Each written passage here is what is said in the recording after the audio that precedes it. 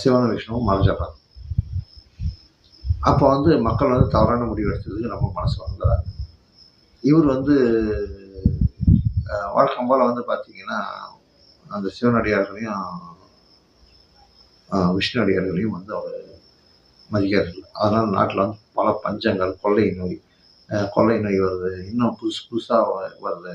மக்களுக்குள்ள ஒற்றுமை இல்லாமல் போய் ஒருத்தருக்கு ஒருத்தர் அடிச்சு தின்ற நிலைமைக்கு போகிறாங்க. இப்படி ஒரு இதாகுது. இந்த மாதிரிலாம் நடக்குது.